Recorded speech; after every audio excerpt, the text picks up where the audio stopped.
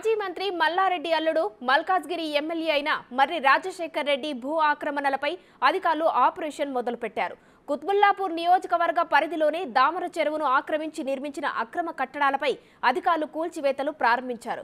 మర్రి రాజశేఖర్ రెడ్డి అనుచరులు కాలేజీ విద్యార్థుల అధికారులను అడ్డుకోవడంతో కొద్దిసేపు ఉద్రిక్త పరిస్థితి ఏర్పడింది. ఓవైపు కూల్చివేతలు జరుగుతుండగానే మల్లారెడ్డి ఆయన అల్లుడు రాజశేఖర్ రెడ్డి సెక్రటేరియట్కు పరుగులు తీశారు.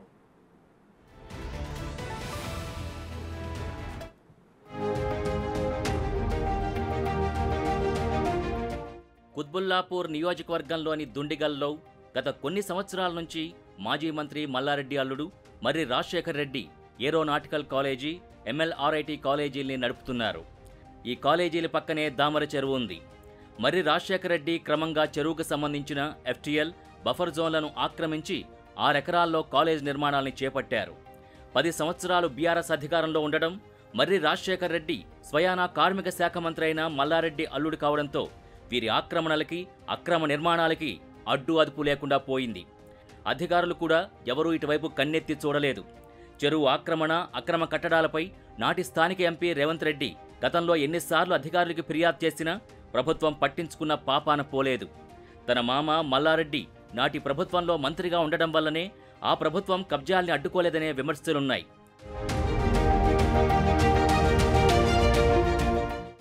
ఇప్పుడు ప్రభుత్వం మారడంతో స్థానిక కాంగ్రెస్ శ్రేణులు దామర చెరువు కబ్జాలపై మరోసారి ఉన్నతాధికారులకి ఫిర్యాదు చేశాయి. ఈ ఫిర్యాదుపై అధికారులు వెంటనే విచారణ చేపట్టారు. చెరువును ఆక్రమించి ఏరోనాటికల్, ఎంఎల్ఆర్ఐటీ కాలేజీలు నిర్మించినట్టు దుండిగల్ ఇరిగేషన్ ఏఈ ప్రభుత్వానికి నివేదికిచ్చారు. మేడ్చల్ జిల్లా కలెక్టర్ గౌతమ్ అధికారులతో కలిసి చెరువుని పరిశీలించారు. చెరువు ఆక్రమణకు గురైనట్టు నిర్ధారించిన వెంటనే కలెక్టర్ ఆక్రమిత భూముల్లో ఉన్న కట్టడాల్ని కూల్చివేయాలని అధికారుల్ని ఆదేశించారు. దీంతో గండిమైసమ్మ మండల రెవెన్యూ, ఇరిగేషన్, మున్సిపల్ శాఖ అధికారులు దగ్గరుండి అక్రమ కట్టడాల కూల్చివేతను ప్రారంభించారు. అయితే ఎమ్మెల్యే మర్రి రాజశేఖర్ రెడ్డి తన కాలేజీ విద్యార్థుల్ని అడ్డం పెట్టి కూల్చివేతలు జరగకుండా అడ్డుకున్నారు. దీంతో కొంతసేపు ఉద్రిక్త పరిస్థితి ఏర్పడింది. తాను గత కొన్నేళ్లుగా ఈ కాలేజీలు నడుపుతున్నానని, ఈ భూమిలో చిన్న చిన్న ఉల్లంఘనలుంటే ఉండవచ్చన్నారు ఎమ్మెల్యే మర్రి రాజశేఖర్ రెడ్డి. వాటిని తాము రెగ్యులరైజ్ చేసుకుంటామని ఎలా కూలగొడతారని ప్రశ్నించారు. సీఎంఓ ఆదేశాలతోనే కూల్చివేతలు జరుగుతున్నాయని ఆరోపించారు. కోర్టులో స్టే కోసం అప్లై చేసుకున్నాం, ఆర్డర్ వచ్చే వరకు కూడా అధికారులు టైం ఇవ్వడం లేదని అన్నారు.